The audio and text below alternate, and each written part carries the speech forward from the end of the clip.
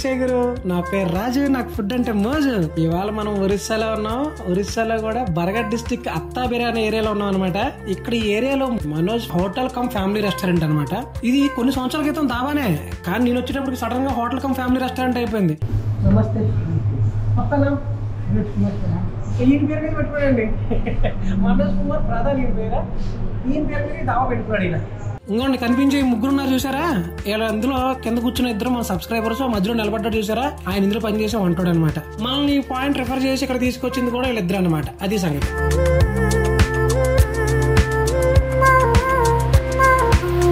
ఆయన నమస్కారం పెట్టి పేరు అడిగాను అంతే, చెప్పాడు. ఆ తర్వాత ఏముంటాయని పొరపాటున అడిగాను, ఆగుతులేదు ఇంకా. Mutton, chicken, fish, egg, paneer, పుల్కా, రోటీ, బిర్యానీ, తాలి, బెండి, బైగన్, ఆలు, పర్వల్, కరేలా, టమాటా చట్నీ. నన్ను చట్నీ చేస్తాడు గురుగారు. వాళ్ళ దగ్గర ఉన్న ఐటమ్స్, లేని ఐటమ్స్, భూమి మీద ఉన్నాయన్నీ కూడా చెప్పేసేలా ఉన్నాడు. ఏదైతే పక్కగా ఆయన నెమ్మదిగా పంపించేసి మన వ్యాపారం మొదలెట్టాను.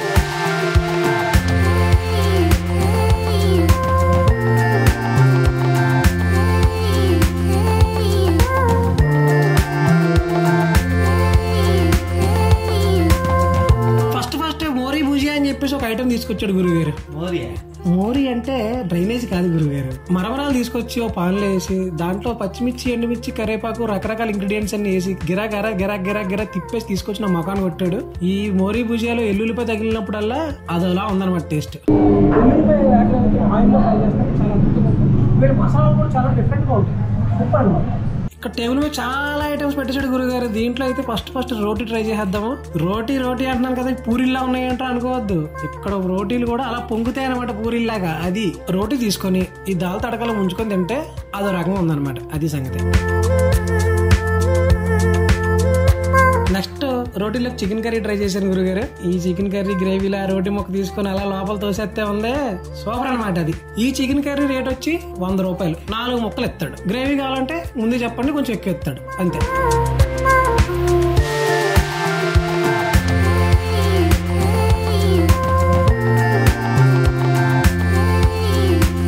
నెక్స్ట్ వచ్చి మటన్ కర్రీతో ట్రై చేశారు గురుగారు. ఈ మటన్ జ్యూసీగా ఎంత టేస్టీగా ఉందంటే మామూలుగా కాదు. ఒక రోటీ ముక్క తీసుకొని ఆ మటన్ గ్రేవీలో ముంచుకొని అలా నోట్లో పెడేస్తే అబ్బాబ్బాబ్బాబ్బాబ్బా అదిరిపోయింది అంతే.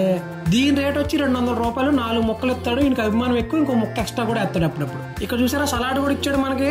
ఇది చాలా సవక. ఎంత సవక అంటే ఫ్రీ అనమాట. అది దీంట్లో ఉల్లిపాయలు, నిమ్మకాయలు, టమాటాలు, కీరా, క్యారెట్ మొత్తం వేసాడు. పైన మసాలా, ఉప్పు కూడా చల్లేసాడు, నిమ్మకాయ పిండేసాడండి. అదే మనకి హైదరాబాద్ లోనో లేదంటే ఏదో వేరే సిటీలో అయితే 100 రూపాయల నుంచి 200 రూపాయలు ఛార్జ్ చేస్తారు ఖచ్చితంగానే. అందుకే చెప్పారు సవకాని.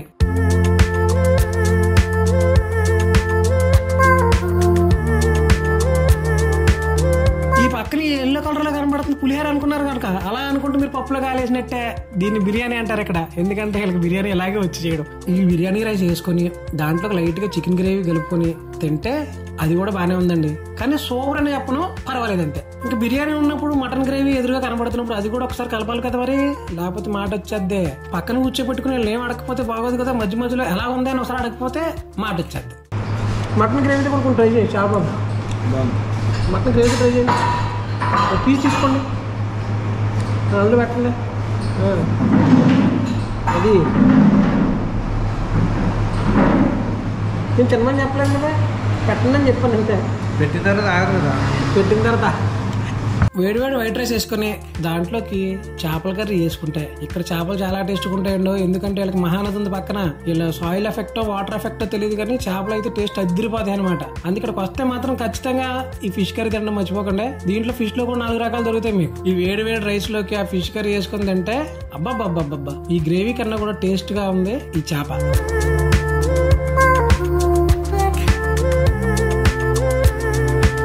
మీకు దాబాలో మాక్సిమం ఏమేమి దొరుకుతాయి ఐటమ్స్ అన్ని ఇక్కడ దొరికేస్తాయి అనమాట. అవి కాకుండా వాళ్ళ దగ్గర వెజ్ థాలీ కూడా ఉంటుంది. దాంట్లోకి 2-3 రకాల పచ్చళ్ళు, 2-3 రకాల కర్రీస్, ఒక పప్పు అడిషనల్ గా ఇస్తారు అనమాట. పెరుగు కావాలంటే మీరు కొనుక్కోవాలంటే పెరుగు ఎవరండి.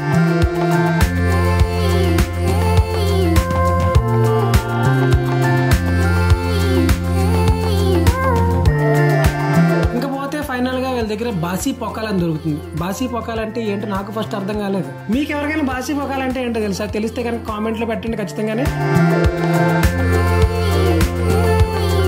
బాసీ పోకాలంటే ఏమీ లేదండి. రాత్రి మిగిలిపోయిన అన్నాను, లేదంటే రాత్రి వండేసిన అన్నాన్ని చల్లారిన తర్వాత వాటర్ లేసి నానబెట్టేస్తారు. పొద్దున్న లేచిన తర్వాత అదే రైస్ మజ్జిగలేసి మనకి ఇచ్చేస్తారనమాట. దానిపైన ఎండుమిర్చి, పచ్చిమిర్చి, రకరకాల జీలకర్ర, ఈ ఇంగ్రీడియంట్స్ ఎన్ని వేసేసి, వాటర్లో అయితే వాటర్లో, మజ్జిగలో అయితే మజ్జిగలు వేసి మనకి ఇచ్చేస్తారు. దాన్ని చలిదండం అంటాం మనం. అదనమాట సంగతి. ఇక్కడ చలిదండానికి కూడా సపరేట్ ప్యాన్ బేస్ ఉందండి. ఒక్క ముద్ద అలా తీసి చల్లగా నోట్లో పెట్టుకుంటే అవి బాబు దీంట్లో ఉప్పు లేదు. నేను ఇక్కడ ఏవైతే నాన్ వెజ్ కర్రీస్ అయితే ఉన్నాయో వాటితో పాటు తినేస్తాను అనమాట. వచ్చేసి ఇక్కడ టమాటా చట్నీ, కట్ట అనాలి మనం, టమాటా చట్నీ అంటాం. ఏమన్నా ఇదిలా చేసుకోవడం అంతే. ఒకటే తిండి మనకు కూడా వస్తుంది. నన్ను చూసి కానీ ఫ్యాన్స్ కానీ వచ్చేస్తున్నారేమో అనుకున్నాను. కెమెరాని చూసి నేను అనుకుంటే ఈ వాటిలో నాకు తెలియకుండా ఫ్యాన్స్ ఎక్కువ అయిపోయారు నాకు. పాపం ఎక్కడో చిన్న కోరుకుంటది కదండి, వీళ్ళకి కూడా ఫోన్లోనో టీవీలోనో ఎక్కడో అక్కడ కనిపించాలని స్క్రీన్ మీద. గురుగారు వీడియో నచ్చితే లైక్ చేయి, షేర్ చేయి, కామెంట్ చేయి, సబ్స్క్రైబ్ చేయి, దగ్గరలో ఉంటే వచ్చి ఒకసారి టేస్ట్ చేయి గురు.